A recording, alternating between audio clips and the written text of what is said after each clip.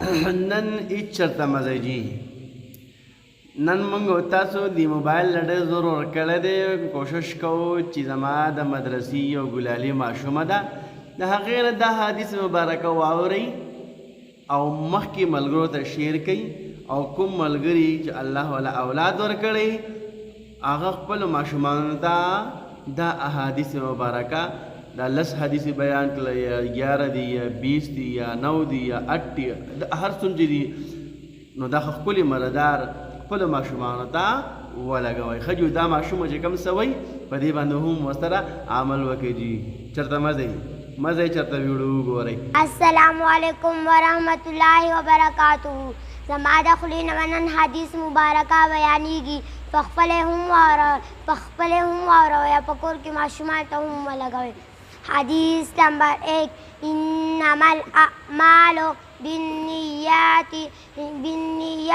د ټولو عملونو انجام په نیتونو سره دی. حدیث نمبر 2 المسلم اخو المسلم یو مسلمان د بل مسلمان ورور دی. حدیث نمبر 3 لا يدخل الجنة قطات چې رشتہ داری پرې کوونکی به جنت ته نه داخلیږي. حدیث نمبر 4 الظلم ظلمات یوم القیامت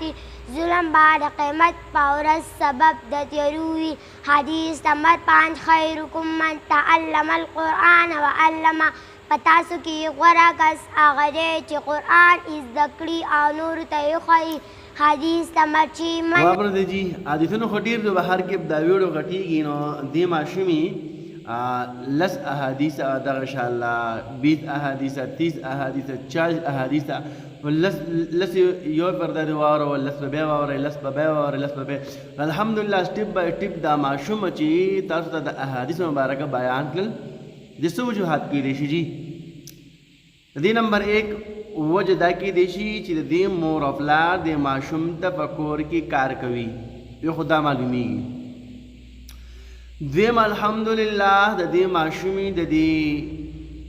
احادیث مبارکونه هم دا معلومیږي چې زمونږ په دې مدرسه کې مونږ د ماشومانو ته د احادیث مبارکه ښیو دا معلومیږي. دریم دا معلومیږي چې مونږ د ماشومان د والدینو سره رابطې کوو چې کله د ماشومان زمونږ د مدرسې نه کور ته درشي او سلام وکړي د هغې نه بعد مونږ والدین ته رنګ کوو کال ورته کوو چې یار دا ماشومه درغلې وه یوار د دا ماشومانو ټول ماشومان زموږ ته په مدرسه کې راسره دي خو چې په کوم ماشوم زموږ شک راشي چې دا په مثال کې دا چوټا خان دا کام چور دی یا دا طالب علم دا کام چور دی مونږ فوراً پلار ته کال وکړو چې بھائی دا ماشوم نن داسې کمزورې ښکاري څه وجه ده نو پلار یې بیا موږ ته که صفا حل ووایي دا ماشوم موږ په مدرسه کې لږ ګبراو کړو ماشوم هغه ورانۍ به نه کوي هغه سبق په ټیم باندې یادوي بیا خو که لیکن داسې بچی چې د هغې داسې پلار وي چې هغه د ماشوم سیټ کوي نو هغه ماشوم به زموږ سره خود به خود نه چلیږي د هغې زموږ سره یو اپشن ناسره چې هغه به موږ د مدرسې نه لرې کوو ولې چې په قارینو صاحبانو باندې هم بوج وي او مور پلار باندې هم بوج وي په موږ خو ځکه بوج وي چې موږ غټه ذمواري اخیستې د هغې کور نه رواني دلته کې مدرسې ته راشي نو دا زموږ ذمواري ده د دې ماشوم ډسپلین د دې ماشوم اخلاق د دې ماشوم سبق او کردار دا به په مدرسینو باندې لازم دي چې هغه ورته وښیي. دویم د دې احادیث مبارکونه هم موږ او تاسو دا پیغامات حاصلیږي چې خیال کوئ. ګورئ اول نمبر 1 نمبر حدیث دا وایي چې انما الاعمال بالنیات تمام عملونه انجام هغه په نیتونو سره دی نو دین هم دا معلومیږي چې بھائی نیتونه صفا ساتل دا ضروري دي. نورم پکې مخکې حدیثونه ما ورته واورېدل لکه هر یو ښه کار دا صدقه ده نیکي کول دا صدقه ده زه به هم دا ووایم چې موږ د ماشومانو ته کوم پړهایي کوو دا هم صدقه ده دا هم یې نیکي ده دا هم ښه کار دی نو کوشش کوو چې موږ او تاسو نه ماشومان ضایع نه شي. ګورئ چې کله موږ او تاسو ته ماشومان راشي مدرسې ته دا امانت شو باس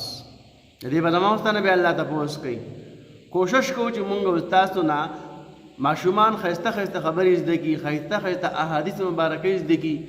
ښایسته ښایسته لهجې زده کړي اخلاق زده کړي آداب زده کړي دا زموږ استاد لپاره به دنیا او آخرت دواړه کامیابي. نو مې راشي ماشوم د احادیث مبارکه ویره د خوشاله کړم نو مې راشي دا هم تاسو سره شریک کړم ځکه چې زمونږ دا چینل چې دی دا د مدرسې د ماشومان تربیت په وجه باندې جوړ کړی دی مونږ نو که په دې کې به اسلامي خبرې هم کېږي او ورسره به مونږ تاسو د مدرسې د ګلالي ماشومانو د هغې ویډیوګانې به هم مونږ تاسو په دې باندې ښه ښکلي مزدار ګورو مخکې ملګرو ته باربئ د عمل په نیت باندې شر کوو او دا ویډیوګان د احادیث مبارکه دا تاسو هم په کور کې یادولی شئ دا ویډیو ته ولګوه او دې ماشوم دې راواړوئ دا حدیث ووایه حدیث نمبر 1 ووایه حدیث نمبر 2 ووایه 3 وایه 4 وایه 5 6 7 8 9 10 اخو بچې ځه نو دغه یو مختصر کلیپ و نو کوشش کوو چې امید لرم دا ویډیو تاسو خوښي وي